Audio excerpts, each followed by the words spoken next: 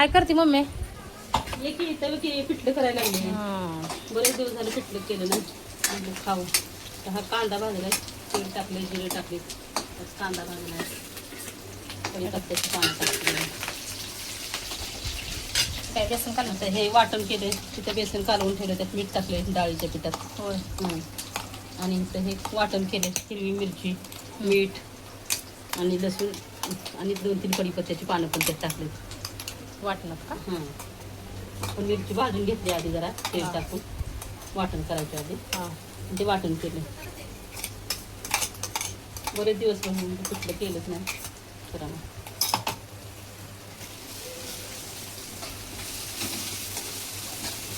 आता हळद जरा. हळद का? आहा मस्त वास, एकच नंबर वास. मीठ टाकलं जरा त्याच्यात पण टाकले मी. बेसन कमी पडेल जरा थोडं टाकले मी. मीठ टाकते थोडं. आपण ह्याच्यामध्ये पण टाकलेस का? आणि थोड्यात वाटणात थोडंसं टाकले. त्याच्यात थोडंसं टाकले. थोडं थोडं टाकते. बरं वास कसा येतो. वास एक नंबर यायला लागलाय. नंतर म्हणलं आता हे पिठलं तर डाळीचं पीठ कालवून घेतले मीठ टाकून त्यात ओतलं. छान आता झाले भाजले, वास पण छान येतो ह्यात टाकून. वाव. गॅस मोठा कर.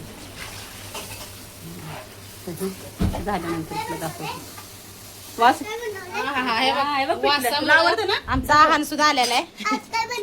तुला वास आलाय का? छान. सगळ्या मंडळींना सांग, वास एक नंबर येतोय. सांग. आज मस्त पैकी आईने बनवलाय झुणका. झुणका झुणका झोका पिठलं हे बघ दाखवलं. झुणक्याला आमच्या आहाने केलेला आहे झोका. आवडतं ना पिठलं? हे बघ. बरं ठीक आहे, झुणका नाही कळलं जरा पिठलं. हो आवडत. पप्पांना पण आवडतं. हे बघ, हे बघ आता असलं पातळ आवडायचं त्याला. झाला का नाही झुणका? झाला मस्त झालं.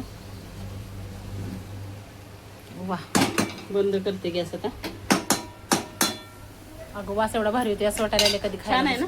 छान मस्त झालं आपलं झुणका. आता हे आणि आता डाळीची आमटी करायची, भात करायचा, भाकरी करूया छान पांढऱ्या.